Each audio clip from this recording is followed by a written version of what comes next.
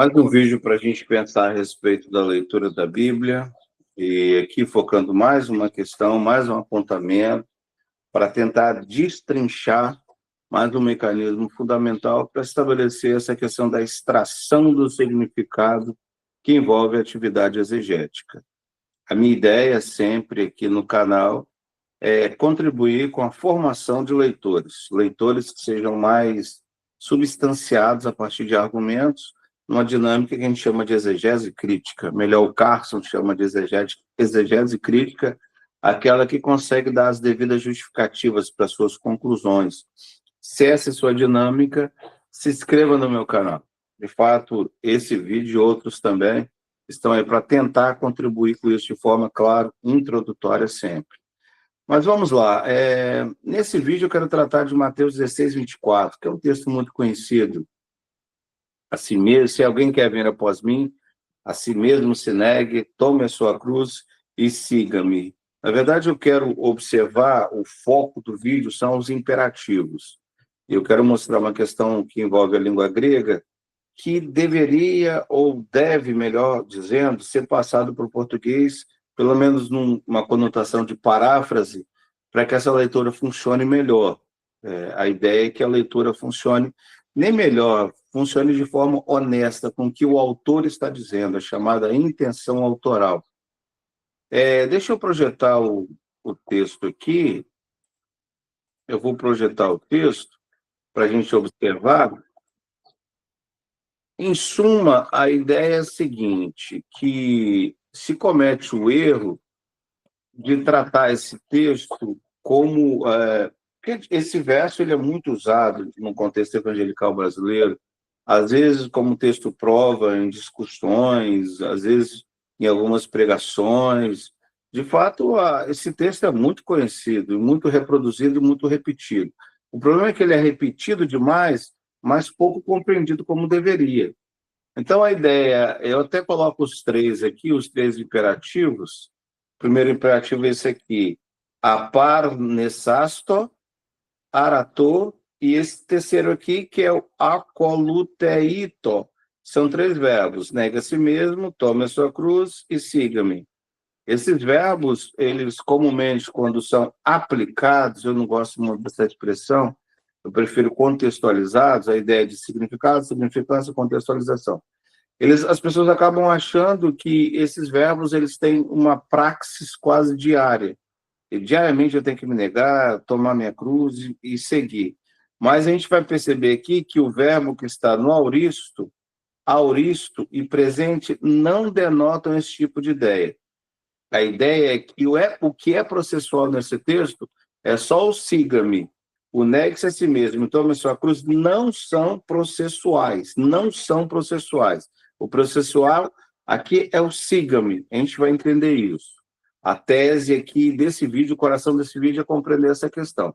Claro que eu não posso negar também que 16:24 precisa estar debaixo, o bom leitor da Bíblia, ele conhece o tipo textual que ele está lendo, um gênero literário, é narrativa, é literatura apocalíptica, ele entende crítica da narrativa, ele sabe o que é enredo, ele sabe o que é comentário implícito, ele entende o que é o ponto de vista do narrador.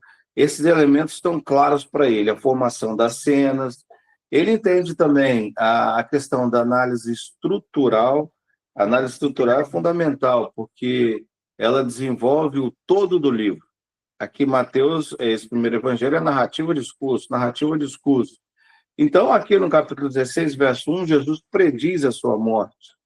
Logo depois, ele é reprovado por Pedro. Olha a construção da cena. E logo depois, pelo menos a versão que eu estou aqui, que é atualizada, até usa a conjunção então. Não sei se é a melhor tradução para o toté. Mas a ideia é que, de fato, isso gerou uma resposta em Jesus. Então, eu vou lendo narrativa assim, pelo seu fluxo, pela sucessão de eventos, que a gente chama de enredo. E o texto grego diz aqui, toté, naquele tempo, questão temporal. Ó Jesus eipen, tois matetais autu. Então, o Jesus disse aos discípulos dele.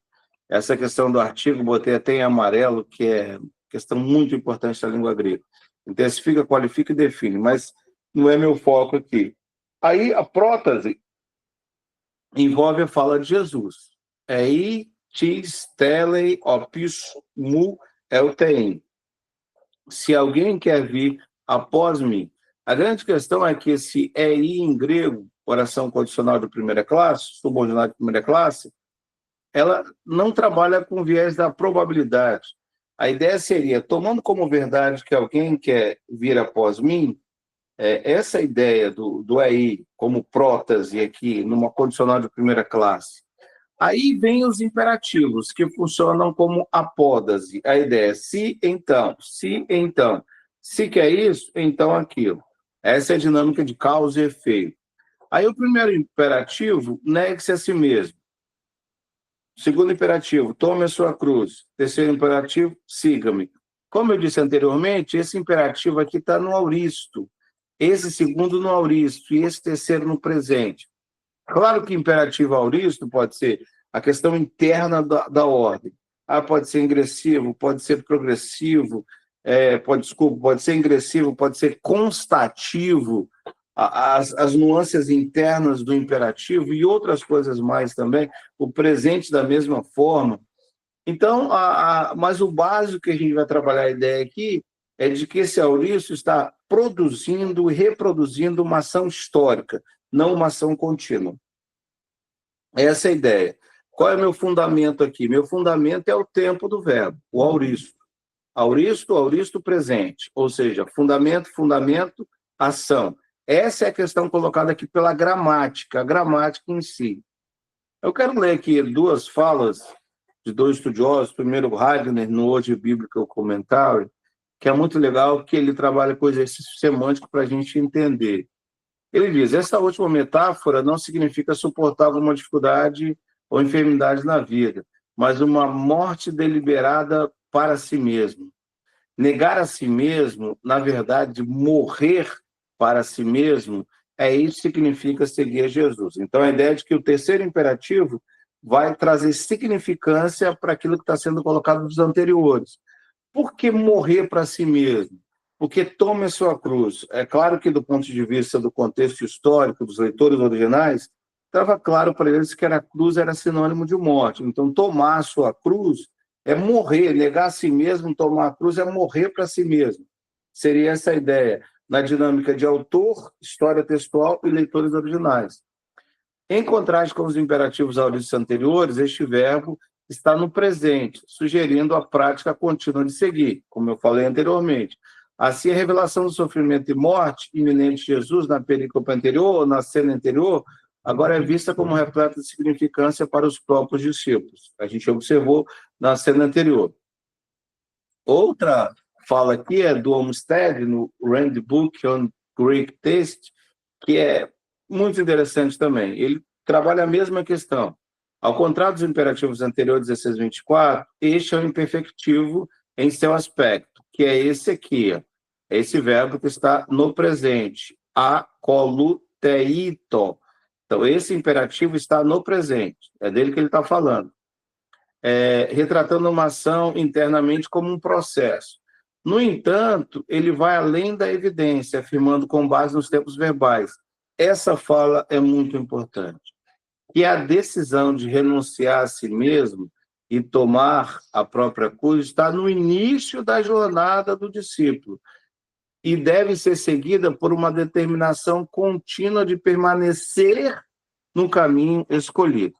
Essa é a dinâmica aqui, fundamental para a gente entender, que a fala do Olmsted é importantíssima.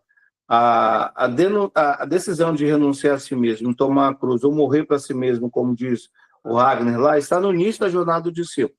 É o fundamento do início da jornada do discípulo, por uma determinação contínua, que é permanecer no caminho escolhido.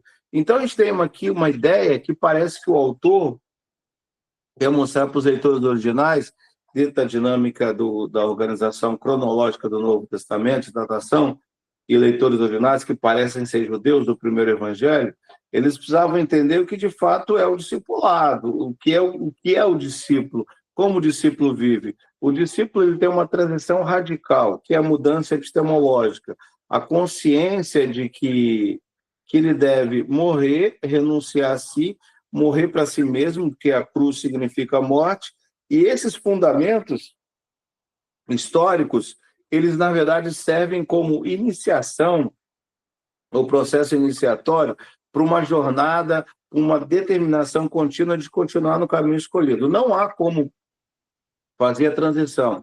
Primeiro, se eu tenho que estar morto, a consciência, o devido aspecto epistemológico nessa transição, para depois a jornada que estabelece o que eu costumo chamar para os meus alunos de jornada cristã. A jornada cristã está no siga-me. Siga-me. Claro que o siga-me é um processo em que envolve ter Jesus como padrão fundante. É o ele. O eu morre e o ele continua. Então, como a gente lê esse texto?